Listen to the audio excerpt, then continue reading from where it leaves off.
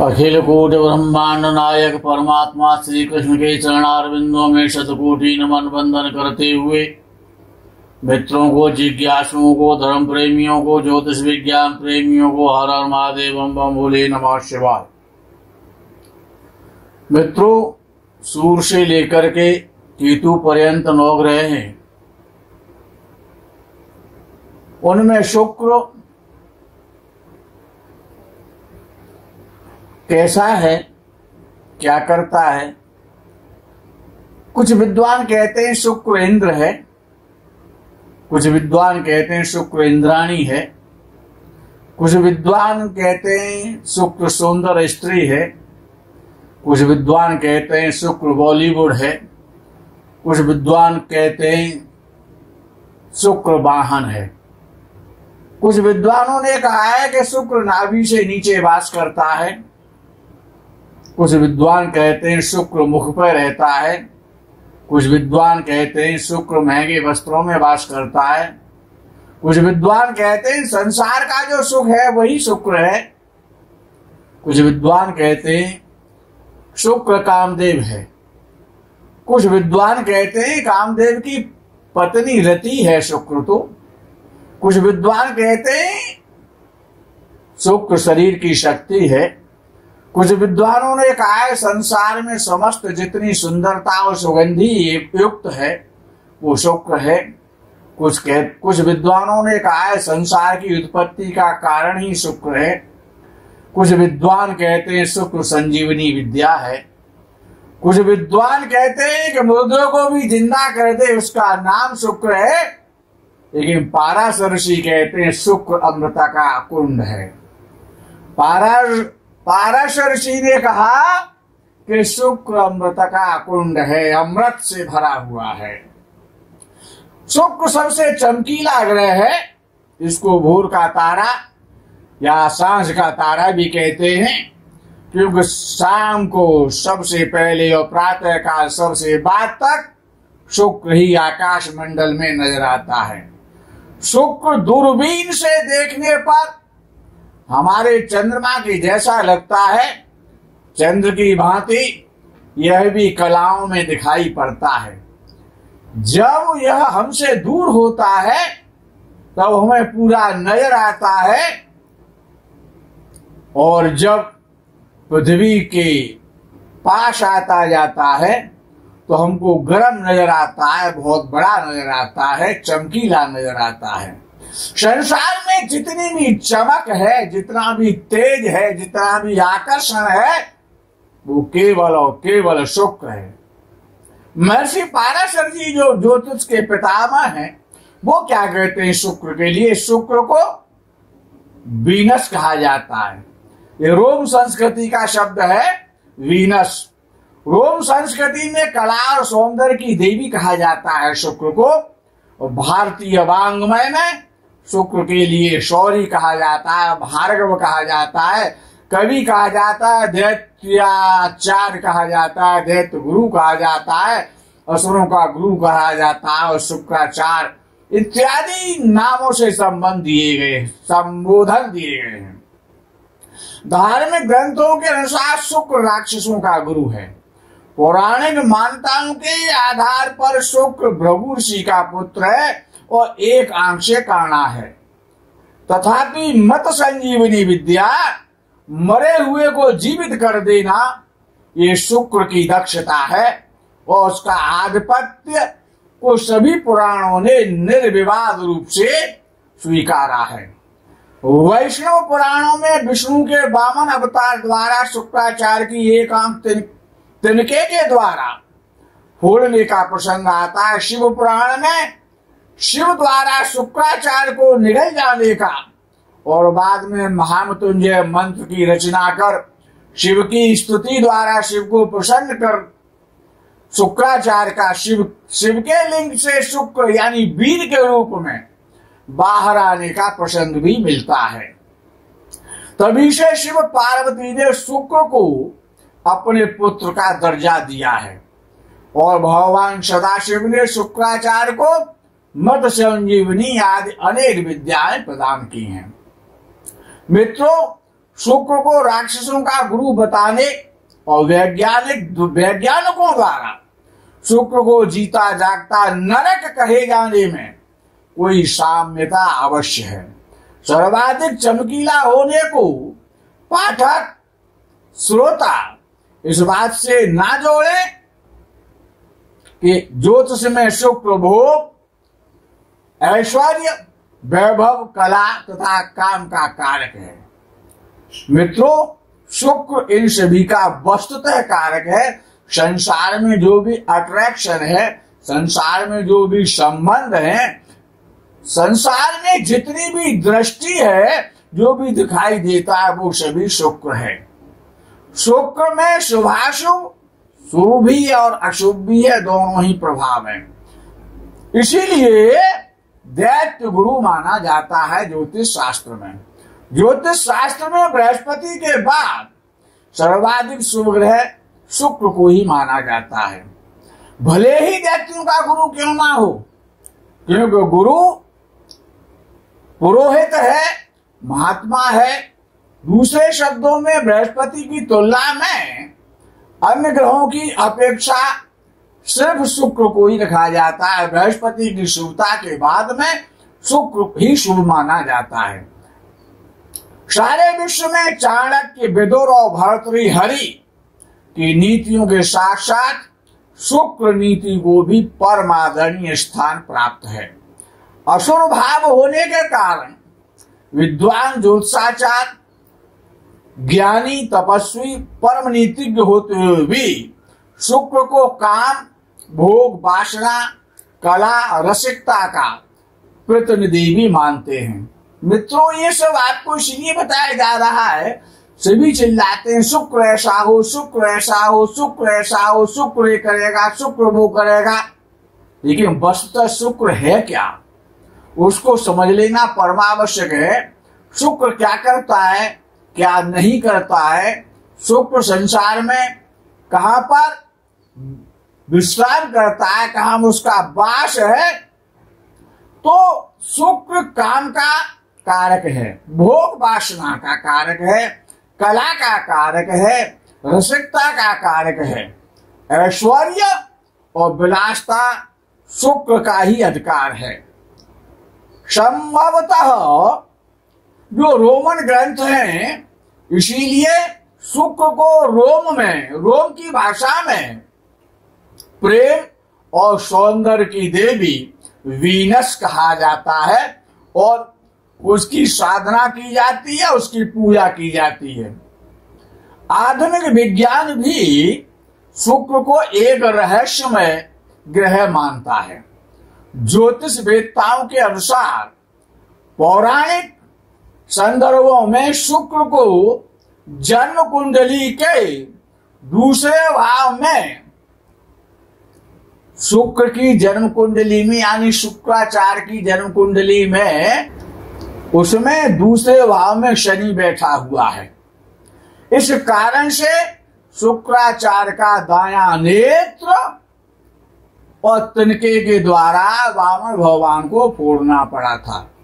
शुक्र को काल पुरुष का काम कहा गया है। काम का प्रतिनिधि होने के कारण ये शुक्र ग्रह वासना का, रसिकता का, भोगों का, विलासता का, इंद्रिय सुख का, लोलुपता का, प्रेम का, सौंदर्य का, विविध कलाओं का, मौन रहने का, आकर्षण आदि से जातक को भोगवाद की ओर ले जाता है। शुक्र से अधिक किसी में आकर्षण है ही नहीं। देवगुरु बृहस्पति से असुर गुरु होने के कारण शुक्र की घोर शत्रुता है। इसीलिए यह जातक के मोह, काम, वासना, भोग, लालसा, इन सभी महत्वाकांक्षाओं को तीव्र करता है, तीव्र प्रभावित करता है। आत्म साक्षात्कार, आध्यात्मिक ज्ञान, निवृत्ति मार्ग, इन सब में अवरोध पैदा करता है, रुकावटें पैदा करता है, क्योंकि ये सारे काम बृहस्पति के। यदि जन्म कुंडली में मंगल, राहु या शनि के साथ शुक्र बैठा हो तो जातक को अत्यधिक कामुक बनाकर अवैध संबंधों व नैतिक पतन की ओर भी ले जाता है। कौन? शुक्र। विशेष रूप से राहु और शनि के साथ जब शुक्र बैठता है तो विशेष कामी बना देता है। वैसे भी ये देखा जाए तो अन्य ग्रहों की युतियों और दृष्टियों से सबसे अधिक शीघ्र प्रभावित होने वाला शुक्र है, जैसे कि स्त्री सबसे अधिक जल्दी से जल्दी प्रभावित होने वाला एक प्राणी है। शुक्र का स्त्री से विशेष संबंध है, स्त्री का कारक है और शुक्र की जाति ब्राह्मण है। शुक्र रजोगुणी है, प्रसन्न चित्त रहने वाला है, सुख देने वाला है, रसिक मिजाज बनाने वाला है, कामी बनाता है और आकर्षक व्यक्तित्व का स्वामी बनाता है। शुक्र जिसका भी अच्छा होता है तो शरीर सुगठित होता है, समान मात्रा में होता है और संतुलित होता है और देखने में बहुत सुंदर होता है। शुक्र का रंग श्यामला है, श्यामला रंग देता है, बड़े नेत्र देता है, सुंदरता देता है, लंबे लंबे काले काले घुंघराले बाल देता है, वाणी और रुचि बड़ी मधुर है, प्रकृति उसकी बात है और कफ मिश्रित है, कामुक है और चंचल है, उसका जल तत्व है, रेशमी वस्त्रों को बहुत पसंद करता है, सफेद तथा रंग बिरंगे रंगों का कारक है, उसकी बसंत ऋतु में जवान हो जाता है, आग्नेय दिशा का स्वामी है और किशोर और किशोरी और कुमारावस्था का कारक है, चांदी का कारक है, हीरे का कारक है और शरीर में वीर्य का कारक है। यह शुक्र यदि अच्छा है कुंडली में तो कांति देता है, शरीर उज्जवल रहता है, मस्तक पर चमक रहती है, बुद्धिमान बनाता है, बलवान बनाता है, ललित गुणों से युक्त बनाता है और स्त्री का सुख देने में तो शुक्र की सर्वाधिक प्रसिद्धि है। शैया का सुख, पत्नी के साथ बेड का सुख, श्रृंगार का सुख, फैशन का सुख, यानी इन सभी का कारक और अधिकारी कला और संगीत, गीत, साहित्य में निपुणता और रुचि उत्पन्न करने वाला शुक्र ही है। समस्त प्रकार की साज सज्जा, श्रृंगार, सौंदर्य, व्यवस्था और जितने प्रकार की तहजीब, तमीज और सलीका, ये शुक्र के ही गुण हैं।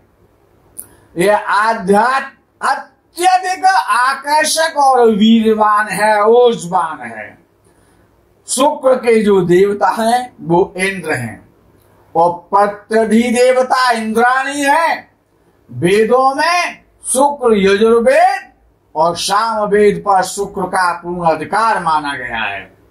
शुक्र के साथ चंद्र का योग रूप, यदि शुक्र और चंद्र की युति है यदि किसी की कुंडली में तो बड़ा स्वरूपवान बनाता है, सुंदर बनाता है, लावण्य युक्त बनाता है, कलाकार बनाता है, कलाओं का ज्ञाता बनाता है, सौंदर्य प्रदान करता है, विभिन्न प्रकार के विशिष्ट प्रकार के भोग और काम देते हुए आकर्षण में और भी वृद्धि करता है।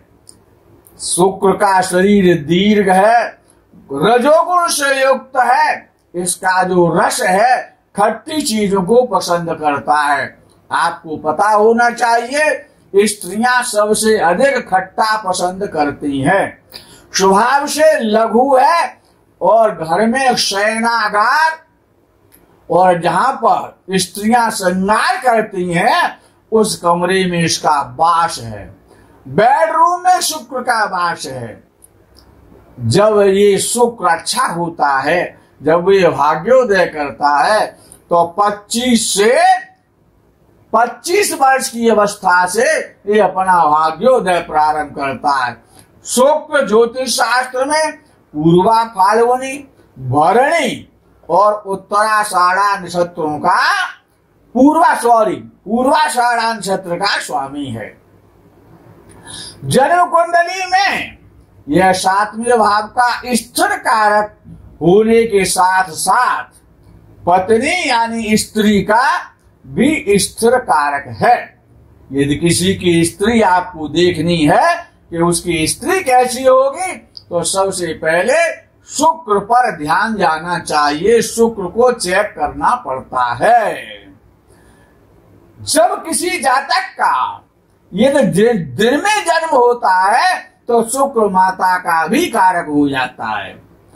कुछ ज्योतिष विदों के हिसाब से चतुर्थ भाव में शुक्र दिग्बली हो जाता है, यानी काल बली हो जाता है। चेष्टा बली चंद्र के साथ रहने पर होता है और शुक्र के जो मित्र हैं वो शनि है, बुध है और राहु है। सूर्य और गुरु विशेष रूप से इसके परम शत्रु है। चंद्र और मंगल से समान व्यवहार रखता है। शुक्र उत्तरायण और शुक्ल पक्ष में विशेष रूप से बलवान हो जाता है। वैवाहिक जीवन की सफलता और असफलता शुक्र ग्रह पर ही निर्भर करती है। इसीलिए जन्म कुंडली मिलान में शुक्र का देखना परमावश्यक है। यदि किसी का दिन में जब जन्म होता है तो शुक्र माता का कारक बन जाता है, और यदि किसी जातक का जन्म रात्रि में हुआ है तो ये मौसी का कारक बन जाता है। जातक को समस्त प्रकार के ऐश्वर्य, भोग विलास, भोग, सुख, काम, कामना, संभोग, रति, स्त्री का सुख, जवानी, सौंदर्य, आकर्षण, अनेकानेक कलाएं, चित्रकला, काव्य कला, नृत्य कला, संगीत कला, गीत कला, निपुणता, अभिनय, क्रीड़ा, गुप्तांग, वीर्य, समस्त प्रकार के लग्जरी वाहन, विवाह, वस्त्र, सुंदर सुंदर आभूषण, सुंदर सुंदर कीमती वस्त्र, फैशन, श्रृंगार, शलीका, सजावट, संसार की समस्त प्रकार की संपत्ति, जितने प्रकार के फूल हैं, सुंदर से सुंदर पुष्प और उनमें बसी हुई सुगंधी के प्रसाधन, साज और सज्जा, नया घर, प्रेम प्रसंग, वैश्यागमन, आनंद ही आनंद और चटोरापन।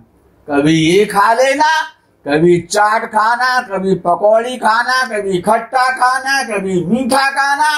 ये जो चटोरापन है ये शुक्र ही देता है। विनोद, हर समय हंसी मजाक करना, मौज मस्ती करना, सुरापान करना, सम्मान, सम्मोहन, मोहन, वशीकरण, व्यक्तित्व का विचार शुक्र से ही करना चाहिए। यदि शुक्र जन्म कुंडली में क्षीण अवस्था में है तो यौन संबंधी सामर्थ्य खत्म कर देता है। जीवन का आनंद खत्म कर देता है। संभोग से व्यक्ति त्रस्त हो जाता है, संभोग करने में असमर्थ हो जाता है। कामजन्य और यौन रोग, गुप्त रोग, मूत्र रोग, वीर्याल्पता, कई बार तो रति का जो सुख है, पत्नी का जो सुख है और पत्नी का जो अभाव है, मुख में होने वाले जितने भी रोग हैं, गले के जितने भी रोग हैं, जनेंद्रिय गर्भाशय के जितने भी रोग हैं, जल और पौरुष और नेत्र रोगों को यदि शुक्र खराब है तो इन सभी को बढ़ावा देता है, इन सबसे कष्ट देता है। जितने भी संसार में सफेद वस्तुएं हैं, सफेद फूल हैं, सुगंधित वस्तुएं हैं, चावल है, दूध है, घी है, चीनी है, विशेष रूप से मिश्री आदि सफेद खाद्य पदार्थ, सफेद चंदन, धुले हुए उड़द, चांदी का वर्क, स्फटिक, सफेद घोड़ा, खीर, आंवला, कटहल, समस्त प्रकार के सुगंधित इत्र, सुगंधी, समस्त प्रकार के रेशमी वस्त्र, सफेद गुलाब का फूल, सफेद तिल, सफेद गाय, कांच का बर्तन, हरे हरे खट्टे खट्टे आम, हरी मिर्च, चंपा का फूल, वेल का वृक्ष, आंवले का वृक्ष, पलाश का वृक्ष आदि शुक्र तथा उसके नक्षत्रों से संबंधित पदार्थ और वनस्पतियां हैं। यदि किसी का शुक्र खराब है, आंवले का वृक्ष लगाए, पलाश का वृक्ष लगाए, बेल का वृक्ष लगाए, चंपा का वृक्ष लगाए, हरी मिर्च का सेवन करे, कांच के बर्तन में पानी पिए, सफेद गाय की सेवा करे, सफेद तिलों का दान करे, भगवान और लक्ष्मी देवी को सफेद गुलाब पुष्प चढ़ाए, स्वयं रेशमी वस्त्र पहने, इत्र का प्रयोग करे, कटहल का वृक्ष लगा दे, आंवले का वृक्ष लगा दे। इस प्रकार से शुक्र के बड़े सुंदर और श्रेष्ठ उपाय हैं। अरंडी और सरपुखा की जड़, एक एरंड का वृक्ष होता है और एक सरपुखा का वृक्ष होता है, उसकी जो जड़ होती है उसको भी श्वेत वस्त्र में बांधने से और शुक्र की पीड़ा का शमन होता है। तीसरा यंत्र का प्रयोग शुक्र का सबसे बड़ा उपाय है। तीसरा जो यंत्र होता है त्रिंश यंत्र, इसका प्रयोग विद्वानों के द्वारा उसको बनवा करके उसको धारण करना चाहिए। लक्ष्मी, दुर्गा, संतोषी माता, पार्वती माता, इन सब का पूजन करना चाहिए, इन सब की साधना करनी चाहिए, तो निश्चित रूप से शुक्र प्रसन्न होता है। यदि आपको संसार के समस्त सुखों का भोग करना है, क्यों संसार में जितने भी सुख हैं, जितना भी आकर्षण है, जितना भी सुंदरता है, जितने भी सुख है, जिनको हम संसारी व्यक्ति सुख मानते हैं, वो केवल शुक्र ही दे सकता है। शुक्र को प्रसन्न करें, शुक्र को जाने, शुक्र को समझे। इसी प्रकरण में बस इतना ही। आज के प्रकरण को यही विराम देंगे। आगे के प्रकरण को आप आगे के प्रकरण का आपको इंतजार रहेगा। तब तक के लिए हर हर महादेव, बम बम भोले नमः शिवाय। जय गौ माता।